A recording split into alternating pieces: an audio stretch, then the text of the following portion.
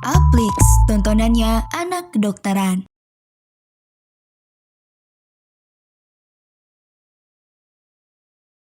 Halo teman Agnes, kembali lagi bareng aku, Kak Adel. Di video kali ini kita akan belajar tentang bedah, khususnya bedah urologi.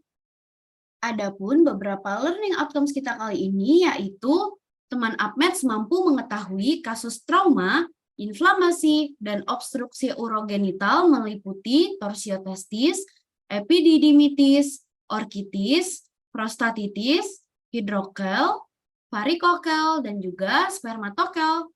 Kemudian, teman Apmeds mampu mengetahui definisi, manifestasi klinis, dan pemeriksaan berkaitan dengan benign prostat, hyperplasia, dan karsinoma prostat.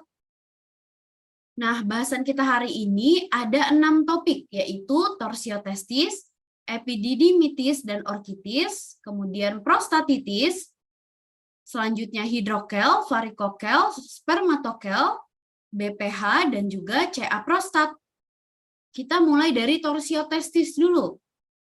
Torsiotestis ini terjadi ketika funiculus spermaticusnya terpuntir. Onsetnya itu mendadak, biasanya setelah aktivitas seperti olahraga, bangun tidur, dan lain-lain. Gejalanya tentu saja nyeri pada skrotum, mual hingga muntah, skrotumnya bengkak, merah, testis jadi lebih horizontal, dislokasi epididymis, dan ada blue dot sign positif. Ini tandanya torsio appendix testis. Pemeriksaan penunjangnya bisa dilakukan USG Doppler atau testicular scintigraphy, tapi yang paling sering dilakukan adalah USG Doppler. Ini adalah salah satu kegawatan sehingga tata laksananya harus segera dilakukan. Tidak boleh lebih dari 6 jam. Jadi kita reposisi atau detorsi manual, kalau gagal harus dilakukan pembedahan atau detorsi terbuka. Kemudian dilakukan orsiopeksi atau orsiodektomi bila testis sudah nekrosis atau mati, kalau udah nggak bisa diselamatin lagi. Komplikasinya ya atrofi testis atau nekrosis. Lanjut, epididymitis dan juga orkitis, ini adalah inflamasi pada epididymis dan juga testis. Nah, onsetnya itu dia lambat, jadi tidak cepat atau mendadak seperti torsiotestis, jadi dia hitungan hari. Etiologinya biasanya seringkali karena E. coli, tapi juga bisa karena gonore. Gejala klinisnya dia nyeri pada skrotum, tapi unilateral. Skrotumnya bengkak dan merah, tanda inflamasi, dan juga ada disertai demam. Pemeriksaan penunjangnya dengan menggunakan USG Doppler. Nah, bisa juga penyebabnya karena ada komplikasi dari MUMS pada anak laki-laki. Bisa terjadi orkitis. Nah, perbedaan torsiotestis dan epididymitis itu lewat front test. Kalau torsiotestis dia tidak membaik atau malah semakin sakit. Kalau epididimo atau orkitis dia malah membaik atau nyerinya berkurang. Front test itu maksudnya mengangkat testis yang sakit. Kira-kira dia akan membaik atau tidak membaik. Nah, kalau tidak membaik dia adalah torsio. Kalau membaik atau berkurang nyerinya dia epididimo orkitis. Selain itu bisa dilihat dari urinalisisnya juga. Pada torsio itu normal, sedangkan pada epididimo orkitis itu ada bakteri positif dan leukosit positif. Kemudian pada torsio itu USG Dopplernya tidak ada aliran darah negatif.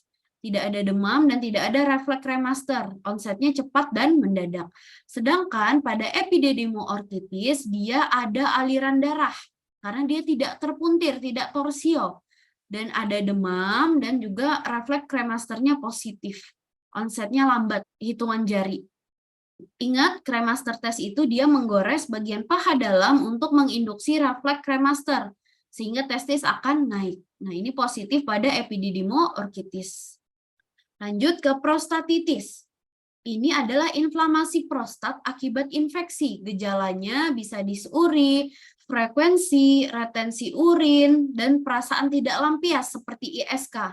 Etiologinya bisa disebabkan E. coli, ureoplasma ureolyticum, Chlamydia trachomatis tuh bisa. Pemeriksaan fisiknya biasanya pada rectal touche, terasa nyeri tekan prostat, teraba fluktuasi, dan bisa abses juga, dan teraba hangat. Tata laksananya bisa diberikan ciprofloxacin 2 kali 500 atau doxycycline 2 kali 100. Kemudian boleh ditambahkan obat simptomatis seperti analgetik. Lanjut ke hidrokel, varikokel, dan spermatokel. Perbedaannya apa? Kalau hidrokel, dia mengeluh skrotumnya membesar. Ini disebabkan penumpukan cairan di skrotum. Pemeriksaannya biasanya transluminasinya positif. Kalau varikokel, keluhannya infertil alias tidak punya anak. Ini disebabkan oleh pelebaran pamfiniformis. Pemeriksaannya biasanya pasien diminta falsafa, kemudian nanti akan membesar skrotumnya dan teraba massa seperti cacing di bagian skrotum.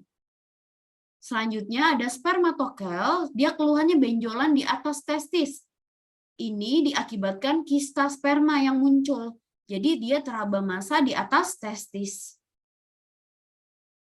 Lanjut ke benign prostat hyperplasia.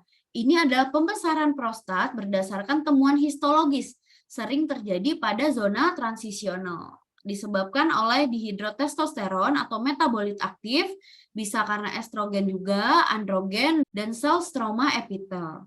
Gejalanya itu seperti LUTS atau lower urinary tract symptoms. Gejalanya apa aja gejala LUTS itu? Bisa hesitansi, menunggu lama buang air kecil, atau bisa juga urge incontinence, sulit menahan buang air kecil. Bisa juga incomplete emptying, atau tidak lampias saat selesai berkemih. Bisa juga intermitensi, atau buang air kecilnya terputus-putus. Bisa juga karena urgensi, jadi dia tergesa-gesa untuk buang air kecil ke dalam toilet. Frekuensi, dia sering buang air kecil. Straining harus mengedan saat buang air kecil. Dan nokturia, buang air kecil pada malam hari lebih dari 1 kali. Diagnosanya lewat apa? Bisa lewat pemeriksaan fisik dan pemeriksaan penunjang. Nah, nanti dilakukan rectal touch, dia tidak teraba pul atas, permukaannya halus dan kenyal. Ditunjang juga dengan pemeriksaan penunjang lewat USG transrektal, prostat spesifik antigen, kurang dari 4, dan skor IPSS. Jadi dihitung skornya. Nah, jadi nanti kita akan mengisi tabel berdasarkan keluhan kayak yang tadi, incomplete emptying, frekuensi, intermitensi, dan lain-lain. Nanti ada poinnya sesuai dengan tabel yang ada di slide ini. Nah, nanti diinterpretasikan kalau semisal dia 8-19 berarti dia sedang. Kalau kurang dari 8 berarti ringan, kalau lebih dari 19 berarti berat. Tata laksana BPH itu mulai dari non-medikamentosa untuk skor IPSS ringan alias 1-7 berarti dia watchful waiting alias observasi. Untuk medikamentosanya bisa diberikan prazosin, alfuzosin, finasterid, dutasterid untuk tadi kalau dia golongan alpha adrenergic blocker atau prazosin dan alfuzosin berarti untuk mengurangi tonus otot. Kalau yang 5 alfa reduktase itu mengurangi massa prostat.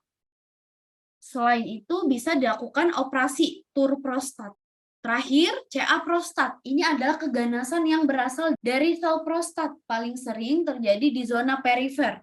Etiologinya bisa karena genetik, hormonal, diet, pengaruh lingkungan seperti merokok, paparan radiasi, bahan kimia, bisa juga karena infeksi.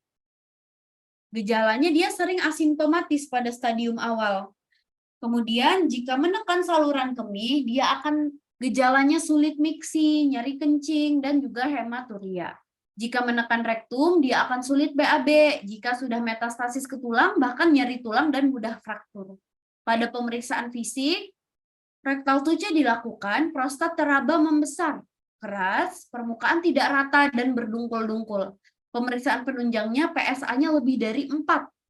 Kemudian pada transrektal USG ditemukan area hipoekoik. Bahkan pada biopsi transrektal itu juga bisa ditemukan dan ini sebagai gold standard dari CA prostat.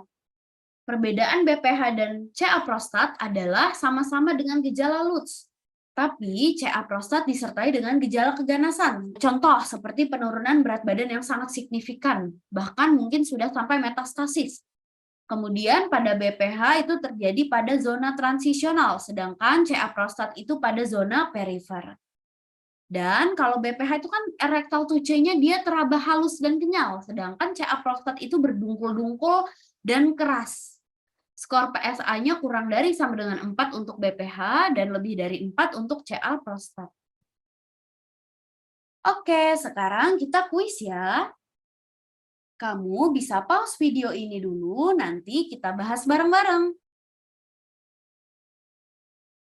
Seorang pria usia 12 tahun datang ke IGD dengan keluhan nyeri pada testis sejak 2 jam yang lalu setelah bermain futsal dengan temannya. Tidak disertai mual, muntah maupun demam. TTV dalam batas normal. Pemeriksaan fisik tampak testis bengkak, nyeri tekan pol atas positif, refleks remaster positif, namun Fransine negatif, dan ada blue dot sign positif. Apakah diagnosis yang tepat? Jawabannya adalah D. Torsio appendix testis. Karena dia ada testis bengkak, nyeri tekan pol atas positif, refleks remaster positif, Fransine-nya negatif, dan terjadi mendadak setelah main futsal.